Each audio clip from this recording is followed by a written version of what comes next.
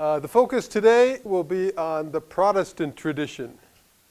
As we all know, there are many different kinds of Christians in the world, but almost all of those Christians can be clumped into one or another of four big traditions.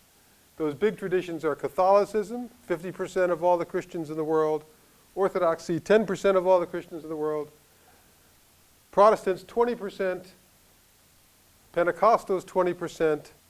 And today we're focusing in on the 20% of all the Christians in the world who could be or would be identified as Protestant. Protestants live in special places. They're not evenly distributed everywhere. The two places where Protestants are most obviously seen are in Northern Europe, in Scandinavia and England, and in North America, Protestant turf, where more than 50% of the Christians in the country are Protestant. There's a number of other countries where Protestants are the majority too, but this is scattered around the world. 5 points to this talk. First, we'll say a little bit about Protestant history and structures. Then we'll say something about the Protestant view of salvation, Protestant notion of vocation, Protestant worship, and finally some American European Protestant differences we'll mention. Protestant history and structure. Protestantism began as a protest movement. It was a revolt against medieval Catholicism. It thought the ideas of medieval Catholicism, the practices of medieval Catholicism, were deficient and needed to be reformed, reconstructed. The Catholic model of how Christianity worked was basically that God's grace, Christ's merits, and spiritual power flowed through the church, then to the people through the priests and the sacrament of the church. Protestants suggested a very different model, one where individuals had direct access to God rather than God's merits and grace flowing through the church. This is sometimes known as the priesthood of all believers. There are a number of phrases that are associated with the beginning of Protestantism, and the priesthood of all believers is one of them, that everybody has direct access to God. How should one think and live? In the Catholic tradition, the way you should think and live is basically you follow the teachings of the church. The church has the authority and the right and the responsibility of properly interpreting the Bible for you, of telling you how to live. The Protestant response was that individuals had the right to read the Bible for themselves. It was the Bible alone and not the church. The phrase that was often used was sola scriptura, only the Bible, not the church or tradition, tells us what to do and how to live as Christians. If you want a birthday for the Protestant movement, it can be October 31st, 1517, when Martin Luther posted the 95 Theses on the door of the Wittenberg Church, calling for debate about the Catholic practice of indulgences. But Luther was soon joined by a number of other people who were leading different Protestant movements across Europe. And in the 16th century, there were at least four big Protestant movements that emerged that were separate from each other. There was Lutheranism, led by Luther, that was mainly in Germany. There was the Church of England, oddly enough, was mainly in England. There was Calvinism, or Reformed Protestantism, that was especially strong in the Low Countries.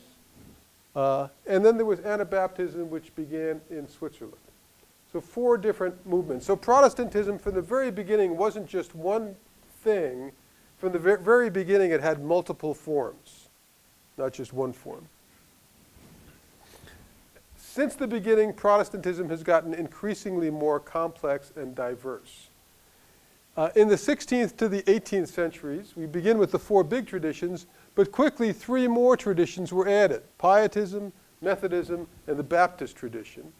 And all three of these new Protestant movements basically arose because they were trying to add a little bit more of emotion or affection to Protestant practice. It wasn't all head, it was supposed to be about feelings to some degree as well. When Protestantism came to the United States, where there was separation of church and state and freedom of religion, Protestantism quickly blossomed into many more different denominations and groups. And even today, the United States has more different kinds of churches and denominations than any other country on earth. It's the place where Protestantism has flourished and fragmented more than anywhere else. But as Protestantism has then, in the last century, moved around the world, it's become even more complex still. The important thing to know about Protestantism, in contrast to Orthodoxy and Catholicism, is that Protestantism is a movement. It is not an institution. Protestantism is a kind of a broad foundation. It's these things like we trust the Bible. We believe in the priesthood of all believers. In a moment, we're going to talk about salvation by grace alone through faith alone. These are sort of basic principles of Protestantism, but you can build a lot of different houses of faith on top of that foundation, and Protestants have built a lot of different houses of faith on top of that. In fact, Protestantism is housed in a variety of different social structures and institutions. In different churches. Protestants even invented a new word here. We don't call our churches churches, we call them denominations. Okay? We also have parachurch organizations. If you want to do something, you want to have missionary activity in Asia or Africa, you start a new organization that's separate from the church. It's parachurch. Or youth organizations, Protestant youth organizations are parachurch. They're alongside the church. They're not necessarily part of a local church.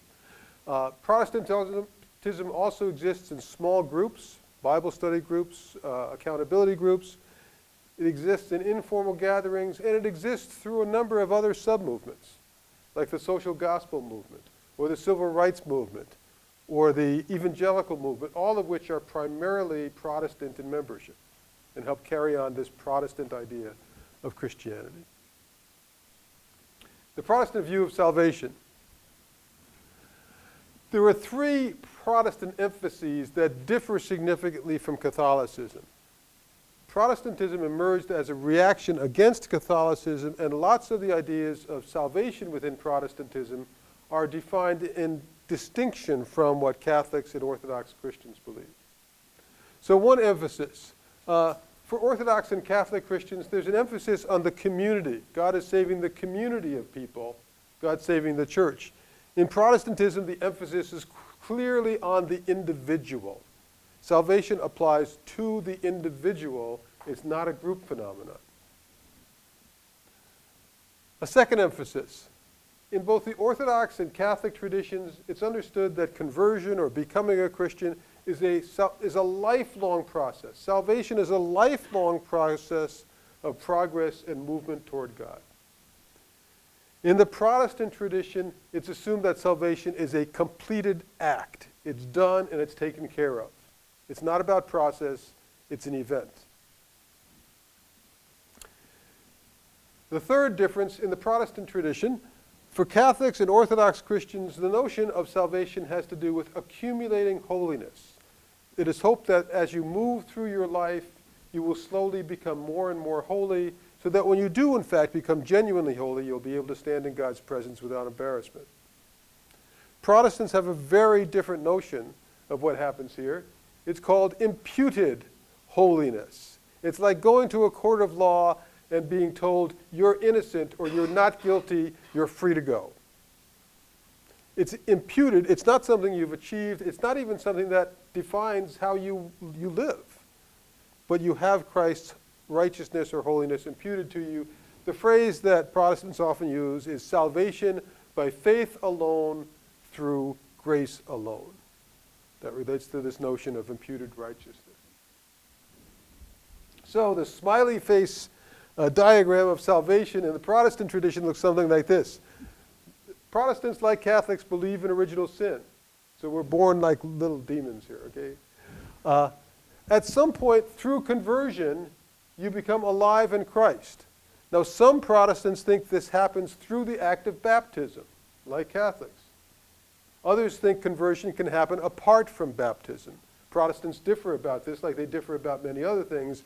But at some point, there's an experience of conversion that moves you from being lost to being a child of God. What happens next is that imputed righteousness. Legally, in God's sight, you are totally holy. when you're converted because you have Christ's righteousness or holiness imputed to you, just like a sentence that would be pronounced in the court of law. Your actual life, most Protestants assume they'll never be perfect in this life. There'll be times when they're living a more fulfilling and a better Christian life, times when they're living a worse Christian life. But in some sense, it doesn't matter because legally, in the way it matters before God, they are holy because their sins have been taken care of by Christ's work. What happens at death then is that Christians, even if they're not perfectly holy, immediately go to heaven because they have imputed holiness that allows them through the door, Christ's righteousness. It looks something like that. Protestant notion of vocation. Vocation. It's supposed to work something like this. For Protestants, because salvation is an accomplished event, it's a done deed, the response of Christians, the response of Protestants should be gratitude to God for the salvation that God has given to people. And that gratitude is then expressed in loving God, but also in serving others. And it is this notion of serving others that you get the idea of vocation. Trying to make the world a better place for everyone, because God loves the world. Vocation comes from the Latin word vocatio, which means to be called or summoned. And to have a vocation is to be called or summoned to serve other people. And we're called or summoned by God's love to serve other people. In the Catholic tradition, the idea of vocation is much more narrow.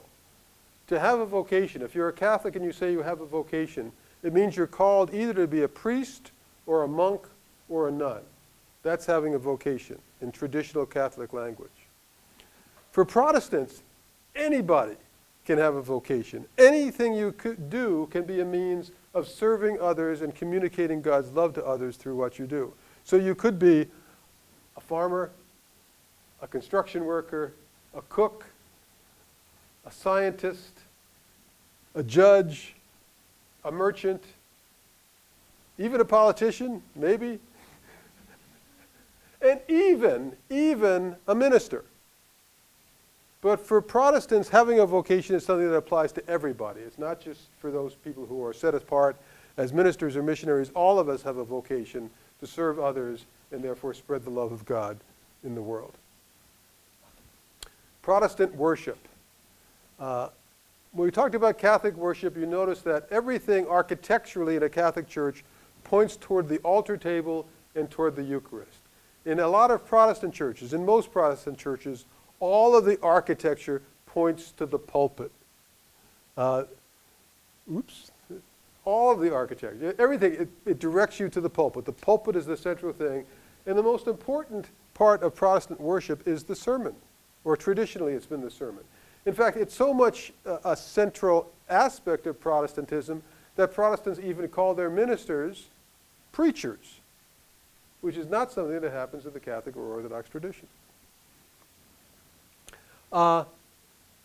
Protestants are divided in understanding the sacraments. Protestants as a whole reject the Catholic notion that there are 7 sacraments, but most Protestants keep the notion that there are 2 of them. One of them is baptism, and the other is communion or the Lord's Supper. Protestants rarely use the term Eucharist to refer to these events. But it's the table, the bread and the wine, and the baptism.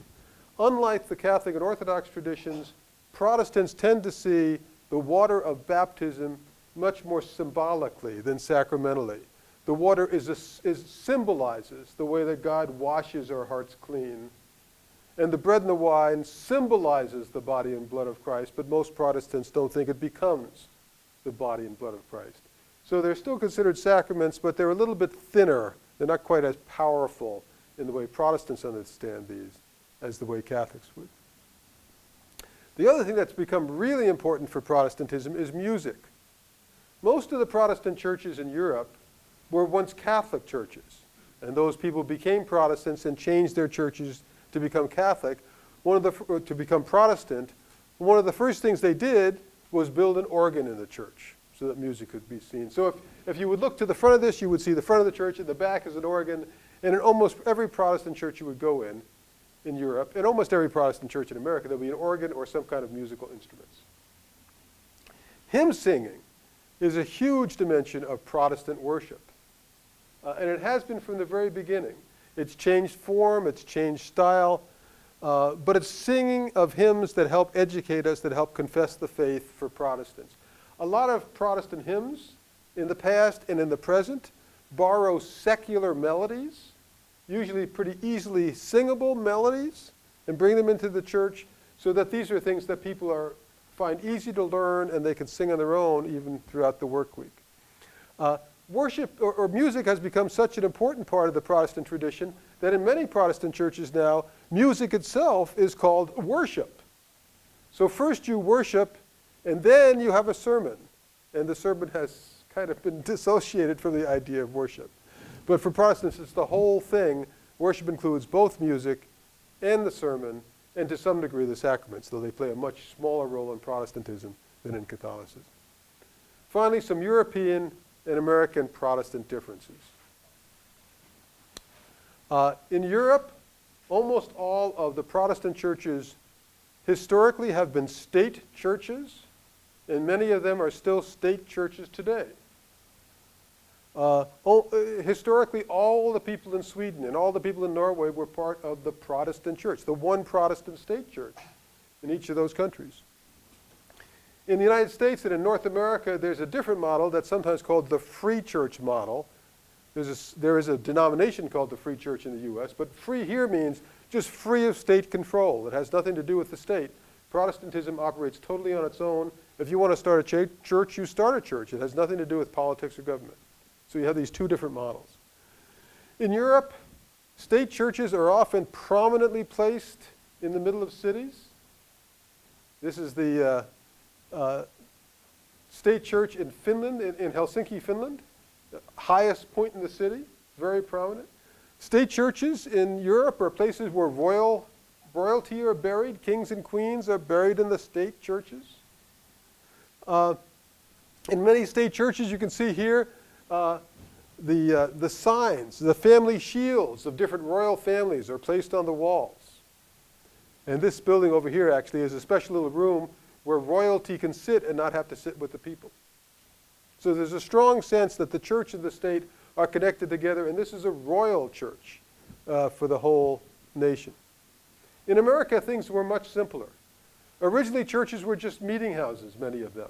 They were used for multiple functions. Most churches didn't have steeples. They were a place for Christians to gather and worship together, but the church itself was seen as having nothing special or nothing holy. It was simply a meeting place. As things moved along in America, churches began to separate into groups called denominations. This is something that came much later in Europe. So different Protestant groups began to identify themselves with the special emphases of their particular group, whether they were Baptists, emphasizing baptism, or whether they were Presbyterians, emphasizing a certain Presbyterian kind of governance in the church. Whatever it was, there were certain identifiers that would say what these denominations were. And in many ways, in many Protestant churches in the United States now have moved into something like a post-denominational Protestant existence, where Protestantism in the United States today is mainly located in congregations. And even if a congregation is a member of a denomination, that identification with the denomination is often invisible. So it will be the local community church, even though it may be a Baptist church or a Reformed church or a Methodist church, it may just be called something community church. But it's this American model of Protestantism that's disconnected from the state, that grows from the ground up and can become, new movements can spring up from it, new kinds of congregations, new denominations. This is the kind of Protestantism that is now emerging all around the world. And that is a very short introduction to Protestant Christianity.